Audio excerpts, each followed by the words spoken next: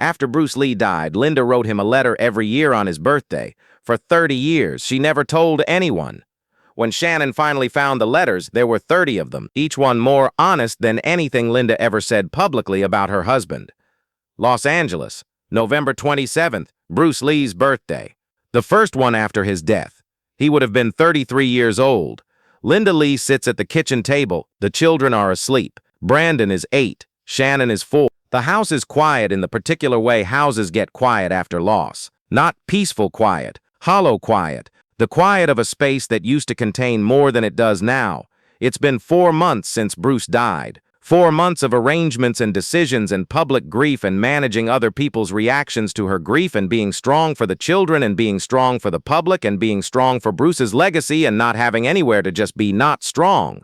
Linda has a piece of paper in front of her, a pen in her hand. She doesn't know why, didn't plan this, sat down to pay bills, found herself unable to, found herself with the pen in her hand and the paper blank and something that needed to come out that has nowhere to go. She writes, Bruce, it's your birthday. You would have been 33. I made your favorite dinner tonight even though you weren't here to eat it. The children didn't ask why. Maybe they knew. Maybe children understand things adults can't articulate. I ate alone after they went to sleep. The food was good. You weren't here. Those two facts existed at the same time and I don't know how to reconcile them. She pauses, reads what she wrote. Keeps writing, I'm angry at you. I haven't been able to say that to anyone, to your mother, to your students, to the journalists who keep asking how I'm coping. Nobody wants to hear that I'm angry. They want to hear that I'm sad. Sad is acceptable. Sad is appropriate. Anger is complicated. Anger means I'm not handling this correctly. But I'm angry. You pushed too hard. I told you. The doctors told you. Your body told you. And you didn't stop. Couldn't stop. And now you're not here, and I'm 28 years old with 2 children and a legacy that the whole world feels entitled to and no one to talk to about any of it. I'm not angry at you for dying. I know that's not fair. People don't choose to die. But I'm angry at the years you traded for the work. The mornings I woke up and you were already in the gym. The evenings you were already on the phone. The dinners where you were physically present and mentally somewhere else. The version of you that I sometimes wonder if I ever fully had. Did I ever fully have you? That's the question I'm afraid to answer. Because if the answer is yes, then I lost everything. And if the answer is no, then I lost something I never had. I don't know which is worse. She puts down the pen, sits with what she wrote. Outside, a car passes. A dog barks twice. The refrigerator hums. The house full of small sounds that aren't the sound she wants to hear. His voice, his footsteps, the particular way he moved through a space, occupying it differently from other people, more present, more alive. She folds the letter. Puts it in an envelope, doesn't address it, puts it in the drawer of her desk, underneath some papers, out of sight, goes to bed, doesn't sleep for a long time. The next year, November 27th, Bruce's birthday. He would have been 34. Linda sits at the same table, same pen, new piece of paper, like a ritual that established itself without being decided. Bruce, before today, I've been thinking about who you would have been at 34, whether Enter the Dragon's success would have changed you, whether the global fame would have made you more of what you were, or whether it would have done what fame usually does. Eroded something, made the performance more necessary because the gap between performance and person got wider. I think you would have been okay. I think you were strong enough. But I also think it would have been hard. Harder than you admitted. Because the world was about to claim you completely, and some part of you would have resisted that. The part that trained alone at 5 a.m., the part that kept a locked notebook, the part that talked to a journalist for 5 minutes and then walked away because honesty felt more important than the interview. Brandon asked about you today, asked if you knew how famous you were going to be. I said yes and no, that you knew you were building something, but you didn't know how big. He thought about that for a while, then said, I think he would have been humble about it. I think he's right. I think you would have been. You always were, underneath the confidence, underneath the performance, humble in the private spaces. The letters continue. Every year, November 27, Bruce's birthday, Linda at the kitchen table, pen and paper, saying things she can't say anywhere else. Year 3, 1975. She writes about forgiving him, or trying to. The anger softer now, more complicated, mixed with understanding, with the knowledge that the same quality that killed him was the quality that made him who he was. The inability to stop, to rest, to accept limitation. The thing that created Bruce Lee also destroyed him. How do you be angry at someone for being who they were? Year 5, 1977. She writes about moving forward, about building a life that isn't defined entirely by his death. about the guilt that comes with that. The feeling that moving forward is a betrayal, that being happy is a betrayal, that laughing at something funny is a betrayal, that wanting things for herself is a betrayal of the grief she owes him. I don't think you would want this, she writes. The guilt, the self-punishment. I think you would be angry at me for shrinking, for making your death into a wall I can't see past. You never accepted walls, you always went through. I'm trying to learn that from you, posthumously, the lesson you couldn't teach me while you were alive because I didn't need it yet. Year 8. She writes about Brandon, 17 years old, becoming someone. The serious eyes Bruce worried about developing in a way that turns inward rather than outward, turning outward into ambition, into the desire to be his own person, not just the continuation of his father. You would be proud of him, Linda writes, and worried. The way you were always both at once. He's you in ways that would stop your heart. The intensity, the refusal to do anything halfway, the physical grace, the presence, and he's himself too, his own person, his own direction. He's going to be something.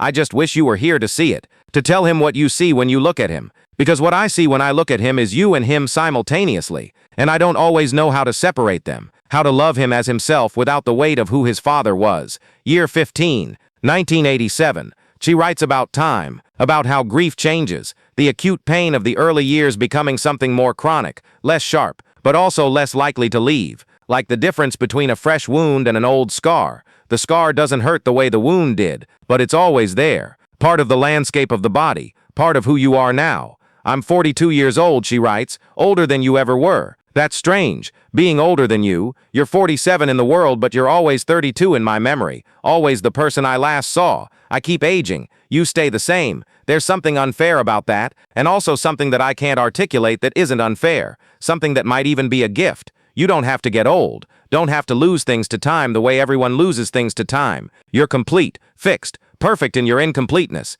Year 20, 1992, 1 year before Brandon dies. She writes about fear, about watching Brandon pursue the same path, acting, physical roles, the same intensity his father had, the same drive, the same refusal to do anything halfway. I'm scared, she writes. I watch Brandon and I see you and I'm scared. Not because he's like you, because I love him being like you. I'm scared because I know what that intensity costs. I paid the bill once. I don't think I can pay it again. But I don't know how to tell him to be less than himself. That's not a thing you can ask of someone. You couldn't have been less than yourself. Neither can he. I just wish being fully yourself didn't sometimes come with such a high price. She didn't know when she wrote that letter that in 1 year Brandon would be dead, that the fear she wrote about would come true in the worst possible way, that she would pay the bill again. Year 21. Brandon has been dead for 7 months. The letter that year is different from all the others. Shorter, rawer, barely coherent in places. I don't have words. I don't have anything. You took something when you left, and now the rest of it is gone too. How is this the story? How is this what happened? You, then him, both of you gone before anything was finished, before anything was complete, before I was ready. I was never ready. Nobody is ever ready. But this, I'm angry again. The anger I thought I'd finished with. It's back, bigger, more complicated, not just at you now, at everything, at the randomness, at the unfairness, at whatever it is that decides who gets more time and who doesn't. Brandon read your notebook. Did you know that? Linda showed it to him years ago. He never told me what was in it, but afterward he was different, quieter, more settled somehow, like he found something he'd been looking for. I hope it helped him. I hope whatever you wrote gave him what he needed. I hope he died knowing who you were underneath the legend. I hope he died feeling like your son, not just Bruce Lee's son. She can't finish the letter that year, leaves it incomplete, puts it in the envelope anyway, into the drawer with the others. Year 25. She writes about legacy, about what it means to manage someone's image for 25 years, to be the keeper of a legend, to spend a quarter century making decisions about what the world gets to know and what stays private. I've tried to be faithful, she writes, to what you actually were, not just what people wanted you to be. Sometimes I got it right. Sometimes I made choices I'm not sure about. Sometimes the legend needed protecting in ways that meant the person got a little more hidden. I'm sorry for those times. You deserve to be known as a person, not just celebrated as a legend. I hope the balance was right. I hope what I gave the world was true enough. Year 28, 2000. She writes about Shannon, 31 years old, running the Bruce Lee Foundation, managing the legacy, carrying the weight with a grace that makes Linda proud and heartbroken simultaneously. Shannon carries you so well, she writes. She has your presence, your ability to be completely in the room, your refusal to be less than honest. She fights for you in ways I couldn't always fight. Because she sees you clearly, she loves you without the complication of being the person who lived with you, of being the person who was left. She loves the whole thing, the legend and the person and the gap between them. She doesn't need to be angry at you, she just loves you. And watching her do that has taught me something about loving without condition, something I'm still learning. Year 30, 2002, November 27. Bruce would have been 62 years old. Linda sits at the table. The same table she sat at in different house, same ritual, same pen, same blank paper, same need to say things that have nowhere else to go. She writes for a long time, about everything, about the 30 years, about the arc of the grief, about what she understands now that she couldn't understand at 28, sitting at a kitchen table 4 months after he died with 2 sleeping children and a heart that didn't know how to contain what had happened to it. I understand now, she writes, that loving someone doesn't require them to be present, that the conversation continues, that 30 years of letters to someone who can't read them isn't crazy. It's how some grief works. It's how some love works. The kind of love that doesn't need reciprocation to be real. The kind that just keeps going, because that's what love does when it has nowhere else to go. It keeps going.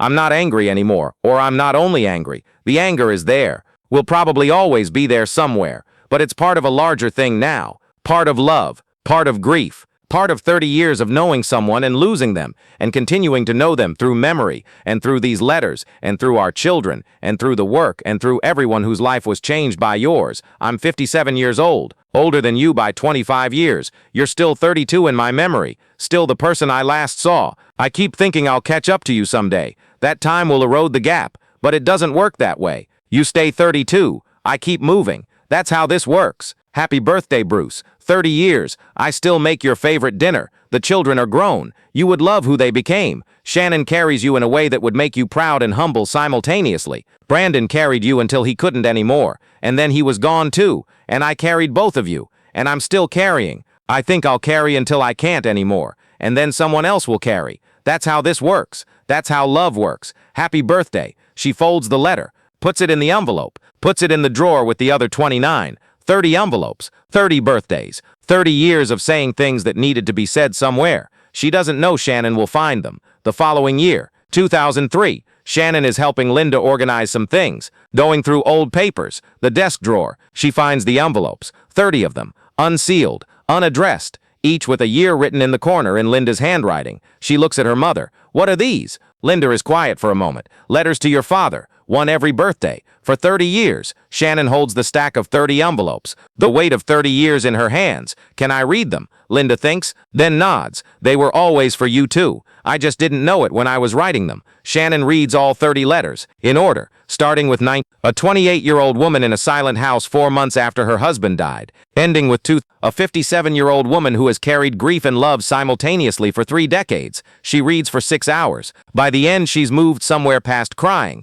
into something quieter, something that doesn't have a name. The experience of knowing someone more completely than you thought possible, of finding out that the person who raised you was also a person, fully human, fully complicated, fully real. She was angry at him, Shannon tells her own daughter years later. She was angry and in love and grieving and rebuilding, and sometimes all of those things at once. For 30 years she sat at a table and told the truth to someone who couldn't answer. And the truth changed over 30 years, got more complicated, more forgiving, more clear. Did she ever stop being angry? She stopped being only angry. The anger became part of a larger thing. That's what 30 years does. It doesn't remove the difficult parts. It puts them in context, gives them their proper size, makes them part of the whole picture instead of the whole picture. Do you write letters to him? To your dad? Shannon thinks, not letters, but conversations. In my head, when I'm making decisions about his legacy, about what to share and what to protect, about how to carry him forward. I ask him, not out loud usually, but inside, what would you want? What matters most? What should I protect? And what should I release? Does he answer? Shannon smiles. In a way, not words, but clarity. The sense of what's right, what honors both the legend and the person, what he would recognize as true. 30 letters, 30 birthdays, 30 years of a woman telling the truth to someone who couldn't respond, who couldn't defend himself, who couldn't explain himself, who could only be known through memory and love, and the letters that filled in the spaces between. Linda Lee's 30 letters to Bruce Lee, written in private, found in a drawer, Read by a daughter who needed to know who her mother was as much as who her father was. The letters nobody knew existed. That said everything that needed to be said. That held the marriage, and the grief, and the anger, and the forgiveness, and the love in 30 envelopes, in a desk drawer for 30 years. The letter Linda never sent, 30 times.